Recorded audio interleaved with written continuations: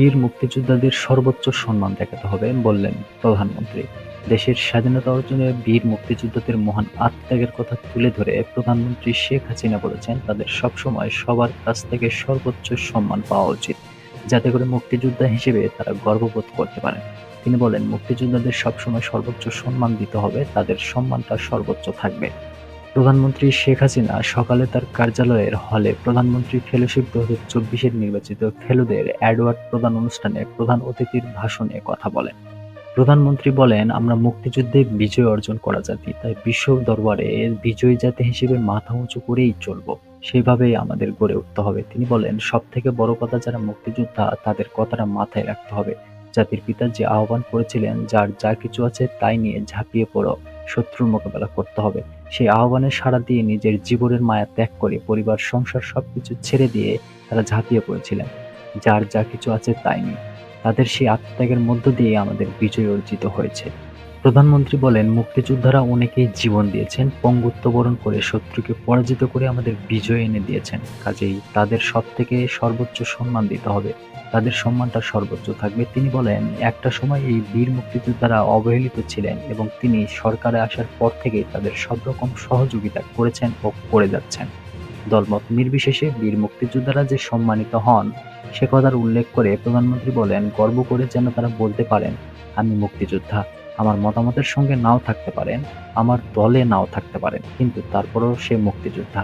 কাজে আমার কাছে সবাই সম্মানিত, আর সেই সম্মানটা যুগ যুগ ধরে এদেশের মানুষ তাদের দেবে, সেটাই আমরা চাই। প্রধানমন্ত্রী ফেলোশিপ অর্জনকারীদের অভিনন্দন জানিয়ে ভবিষ্যতে এটি যেন কেউ বন্ধ করতে না পারে, সেজন্য ট্রাস্ট ফান্ড করে এর জন্য স্থায়ী বন্দোবস্ত করারও ঘোষণা দেন অনুষ্ঠানে। কেননা 96 পরবর্তী তার সরকারের দেওয়া ফেলোশিপ পরবর্তী বিএনপি জামাত সরকার বন্ধ করে দিলে বিদেশে তাদের অনেক দুরবস্থায় পড়তে হয়েছিল। প্রধানমন্ত্রী বলেন, 2008 সালে নির্বাচনী ইশতেহারে থাকা বিনোদনের সনদ বাস্তবায়ন করে সরকার দেশকে জাতির পিতার রেখে যাওয়া স্বল্পোন্নত দেশ থেকে উন্নয়নশীল দেশের মর্যাদায় এনে দিয়েছে, যা 2026 সাল থেকে কার্যকর হবে।